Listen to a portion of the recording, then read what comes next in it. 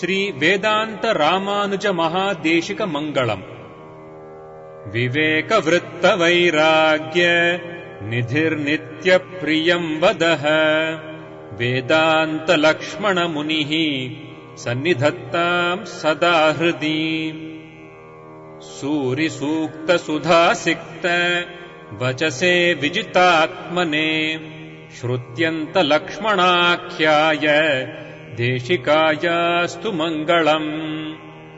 सूरयस्व वचो मर्म व्याख्यानाय यदात्मना कृपयात्रागताः सर्वे तस्मै भवतु मंगलम्। अपर्याप्तामृतासक्त चेतसे दीर्घबन्धवे दयार्द्र हृदयायास्तु गुरवे भूरि मंगलम्। षठकोपमुनिप्रोक्त शास्त्रतत्त्वप्रदायिने प्राचेतसादिहृद्यार्थ वेत्रे प्राज्ञाय मंगलम्। श्रीनाथो यामुनार्यश्च रामानुजमुनिस्तथा यद्रूपेणात्रावतीर्णाः तस्मै श्रेष्ठाय मंगलम्। वाचो विधेय वेदांत युग्माय विजितात्मने वागधीशावताराय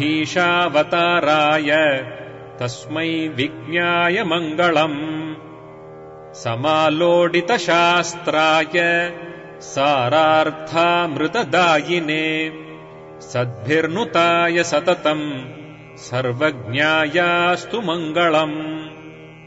विक्रमाक्रान्तलोकाय विजिताखिलचेतसे विनतावनदीक्षाय तस्मै वेद्याय मंगलम्। वेदान्तलक्ष्मणमुनेः वेदार्थामृतवर्षिणः समात्तसकलार्थाय सारज्ञायास्तु मंगलम्।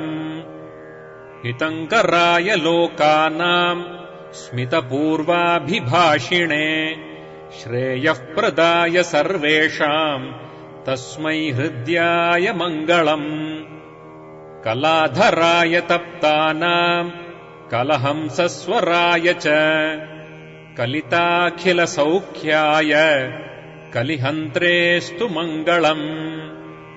परवादीभहरये परिव्राजकभूभृते परिपालितशिष्याय पारज्ञायास्तु मंगलम्। स्थिरचित्ताय सततम् साधुवृत्तनिषेविने सत्सम्प्रदाय सिद्धाय तस्मै सेव्याय मंगलम्। मीनपुष्येऽवतीर्णाय मानमेय विवेकिने ज्ञानदाय च सर्वेषाम् तस्मै नाथाय मंगलम्। विदिताखिलवेद्याय वेदान्तार्थप्रदायिने श्रीमद्वेदान्तरामानुजाख्याय गुरवे नमः। नृसिंहराघवाख्येन छात्रेणेह सतां मुदे प्रणीतम् मंगलमिदम् तनोतु भुवि मंगलम्। महादेशिक मंगलम्। विवेकवृत्त वैराग्य निधिर्नित्य प्रियं वदः वेदांत लक्ष्मण मुनिः सन्निधत्तां सदा हृदि। सूरि सूक्त सुधा सिक्त वचसे विजितात्मने श्रुत्यन्त लक्ष्मणाख्याय देशिकायास्तु मंगलम्। सूरयस्व वचो मर्म व्याख्यानाय यदात्मना कृपयात्रागताः सर्वे तस्मै भवतु मंगलम्।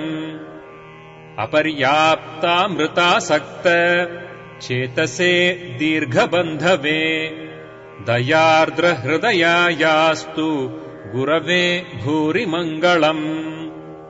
षठकोपमुनिप्रोक्त शास्त्रतत्त्वप्रदायिने प्राचेतसादिहृद्यार्थ वेत्रे प्राज्ञाय मङ्गलम् श्रीनाथो यामुनार्यश्च रामानुजमुनिस्तथा यद्रूपेणात्रावतीर्णाः तस्मै श्रेष्ठाय मङ्गलम् वाचो विधेय वेदान्त युग्माय विजितात्मने वागधीशावताराय तस्मै विज्ञाय मङ्गलम् समालोडितशास्त्राय सारार्थामृतदायिने सद्भिर्नुताय सततम् सर्वज्ञायास्तु मङ्गलम् विक्रमाक्रान्तलोकाय विजिताखिलचेतसे विनतावनदीक्षाय तस्मै वेद्याय मङ्गलम् वेदान्तलक्ष्मणमुनेः वेदार्थामृतवर्षिणः समात्तसकलार्थाय सारज्ञायास्तु मङ्गलम् हितङ्कराय लोकानाम् स्मितपूर्वाभिभाषिणे श्रेयःप्रदाय सर्वेषाम् तस्मै हृद्याय मङ्गलम् कलाधराय तप्तानाम् कलहंसस्वराय च कलिताखिलसौख्याय कलिहन्त्रेस्तु मङ्गलम् परवादीभहरये परिव्राजकभूभृते परिपालितशिष्याय पारज्ञायास्तु मङ्गलम् स्थिरचित्ताय सततम् साधुवृत्तनिषेविने सत्सम्प्रदाय सिद्धाय तस्मै सेव्याय मङ्गलम् मीनपुष्येऽवतीर्णाय मानमेय विवेकिने ज्ञानदाय च सर्वेषाम् तस्मै नाथाय मङ्गलम् विदिताखिलवेद्याय वेदान्तार्थप्रदायिने श्रीमद्वेदान्तरामानुजाख्याय गुरवे नमः नृसिंहराघवाख्येन छात्रेणेह सताम् मुदे प्रणीतम् मङ्गलमिदम् तनोतु भुवि मङ्गलम्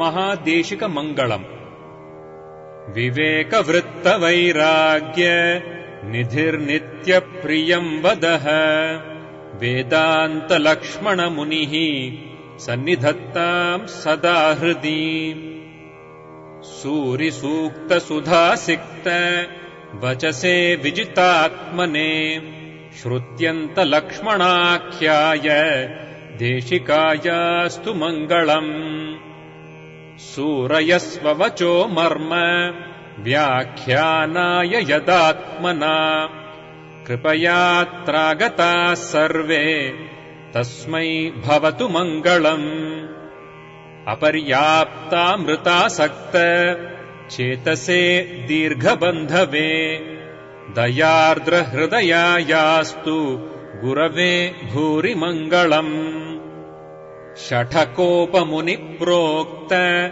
शास्त्रतत्त्वप्रदायिने प्राचेतसादिहृद्यार्थ वेत्रे प्राज्ञाय मङ्गलम् श्रीनाथो यामुनार्यश्च रामानुजमुनिस्तथा यद्रूपेणात्रावतीर्णाः तस्मै श्रेष्ठाय मङ्गलम् वाचो विधेय वेदान्त युग्माय विजितात्मने वागधीशावताराय तस्मै विज्ञाय मङ्गलम् समालोडितशास्त्राय सारार्थामृतदायिने सद्भिर्नुताय सततम् सर्वज्ञायास्तु मङ्गलम् विक्रमाक्रान्तलोकाय विजिताखिलचेतसे विनतावनदीक्षाय तस्मै वेद्याय मङ्गलम् वेदान्तलक्ष्मणमुनेः वेदार्थामृतवर्षिणः समात्तसकलार्थाय सारज्ञायास्तु मङ्गलम् हितङ्कराय लोकानाम् स्मितपूर्वाभिभाषिणे श्रेयःप्रदाय सर्वेषाम् तस्मै हृद्याय मङ्गलम् कलाधराय तप्तानाम् कलहंसस्वराय च कलिताखिलसौख्याय कलिहन्त्रेस्तु मङ्गलम् परवादीभहरये परिव्राजकभूभृते परिपालितशिष्याय पारज्ञायास्तु मङ्गलम् स्थिरचित्ताय सततम् साधुवृत्तनिषेविने सत्सम्प्रदाय सिद्धाय तस्मै सेव्याय मङ्गलम् मीनपुष्येऽवतीर्णाय मानमेय विवेकिने ज्ञानदाय च सर्वेषाम् तस्मै नाथाय मङ्गलम् विदिताखिलवेद्याय वेदान्तार्थप्रदायिने श्रीमद्वेदान्तरामानुजाख्याय गुरवे नमः नृसिंहराघवाख्येन छात्रेणेह सताम् मुदे प्रणीतम् मङ्गलमिदम् तनोतु भुवि मङ्गलम् महादेशिकमङ्गलम् विवेकवृत्तवैराग्य निधिर्नित्यप्रियम् वदः वेदान्तलक्ष्मणमुनिः सन्निधत्ताम् सदा हृदि सूरिसूक्तसुधासिक्त वचसे विजितात्मने श्रुत्यन्तलक्ष्मणाख्याय देशिकायास्तु मङ्गलम् सूरयस्ववचो मर्म व्याख्यानाय यदात्मना कृपयात्रागताः सर्वे तस्मै भवतु मङ्गलम् अपर्याप्तामृतासक्त चेतसे दीर्घबन्धवे दयार्द्रहृदयायास्तु गुरवे भूरि मङ्गलम् षठकोपमुनिप्रोक्त शास्त्रतत्त्वप्रदायिने प्राचेतसादिहृद्यार्थ वेत्रे प्राज्ञाय मङ्गलम् श्रीनाथो यामुनार्यश्च रामानुजमुनिस्तथा यद्रूपेणात्रावतीर्णाः तस्मै श्रेष्ठाय मङ्गलम् वाचो विधेय वेदान्त युग्माय विजितात्मने वागधीशावताराय तस्मै विज्ञाय मङ्गलम् समालोडितशास्त्राय सारार्थामृतदायिने सद्भिर्नुताय सततम् सर्वज्ञायास्तु मङ्गलम् विक्रमाक्रान्तलोकाय विजिताखिलचेतसे विनतावनदीक्षाय तस्मै वेद्याय मङ्गलम् वेदान्तलक्ष्मणमुनेः वेदार्थामृतवर्षिणः समात्तसकलार्थाय सारज्ञायास्तु मङ्गलम् हितङ्कराय लोकानाम् स्मितपूर्वाभिभाषिणे श्रेयःप्रदाय सर्वेषाम् तस्मै हृद्याय मङ्गलम् कलाधराय तप्तानाम् कलहंसस्वराय च कलिताखिलसौख्याय कलिहन्त्रेस्तु मङ्गलम् परवादीभहरये परिव्राजकभूभृते परिपालितशिष्याय पारज्ञायास्तु मङ्गलम् स्थिरचित्ताय सततम् साधुवृत्तनिषेविने सत्सम्प्रदाय सिद्धाय तस्मै सेव्याय मङ्गलम् मीनपुष्येऽवतीर्णाय मानमेय विवेकिने ज्ञानदाय च सर्वेषाम् तस्मै नाथाय मङ्गलम् विदिताखिलवेद्याय वेदान्तार्थप्रदायिने श्रीमद्वेदान्तरामानुजाख्याय गुरवे नमः। नृसिंहराघवाख्येन छात्रेणेह सताम् मुदे प्रणीतम् मङ्गलमिदम् तनोतु भुवि मङ्गलम्। महादेशिकमङ्गलम्। विवेकवृत्तवैराग्य निधिर्नित्यप्रियम् वदः वेदान्तलक्ष्मणमुनिः सन्निधत्ताम् सदा हृदि। सूरिसूक्तसुधासिक्त वचसे विजितात्मने श्रुत्यन्तलक्ष्मणाख्याय देशिकायास्तु मङ्गलम्। सूरयस्ववचो मर्म व्याख्यानाय यदात्मना कृपयात्रागताः सर्वे तस्मै भवतु मङ्गलम्। अपर्याप्तामृतासक्त चेतसे दीर्घबन्धवे दयार्द्रहृदयायास्तु गुरवे भूरि मङ्गलम्। षठकोपमुनिप्रोक्त शास्त्रतत्त्वप्रदायिने प्राचेतसादिहृद्यार्थ वेत्रे प्राज्ञाय मङ्गलम्। श्रीनाथो यामुनार्यश्च रामानुजमुनिस्तथा यद्रूपेणात्रावतीर्णाः तस्मै श्रेष्ठाय मङ्गलम्। वाचो विधेय वेदान्त युग्माय विजितात्मने वागधीशावताराय तस्मै विज्ञाय मङ्गलम्। समालोडितशास्त्राय सारार्थामृतदायिने सद्भिर्नुताय सततम् सर्वज्ञायास्तु मङ्गलम्। विक्रमाक्रान्तलोकाय विजिताखिलचेतसे विनतावनदीक्षाय तस्मै वेद्याय मङ्गलम्।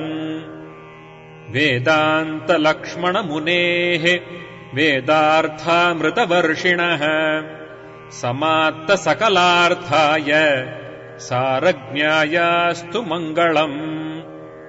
हितङ्कराय लोकानाम् स्मितपूर्वाभिभाषिणे श्रेयःप्रदाय सर्वेषाम् तस्मै हृद्याय मङ्गलम्।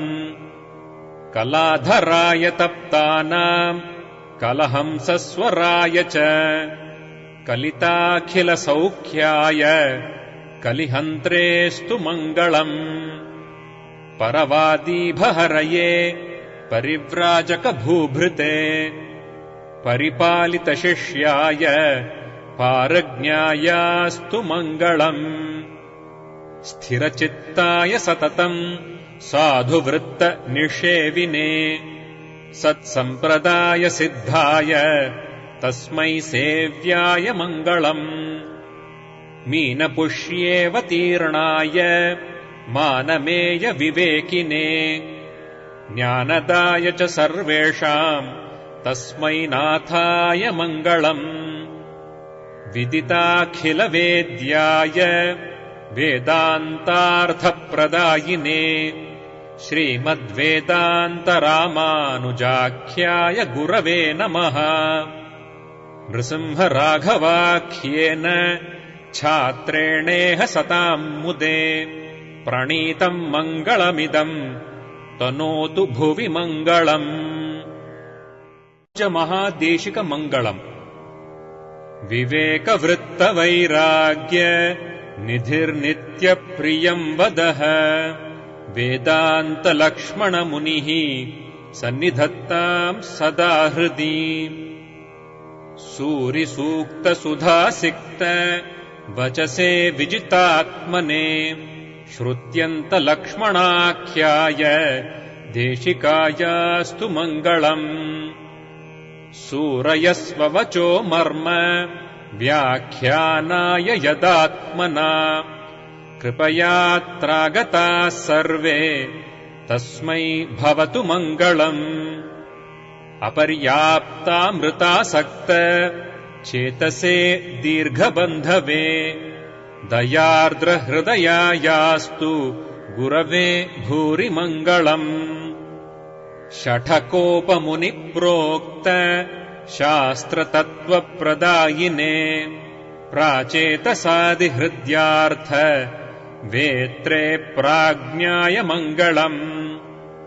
श्रीनाथो यामुनार्यश्च रामानुजमुनिस्तथा यद्रूपेणात्रावतीर्णाः तस्मै श्रेष्ठाय मङ्गलम्। वाचो विधेय वेदान्त युग्माय विजितात्मने वागधीशावताराय तस्मै विज्ञाय मङ्गलम्। समालोडितशास्त्राय सारार्थामृतदायिने सद्भिर्नुताय सततम् सर्वज्ञायास्तु मङ्गलम्। विक्रमाक्रान्तलोकाय विजिताखिलचेतसे विनतावनदीक्षाय तस्मै वेद्याय मङ्गलम्।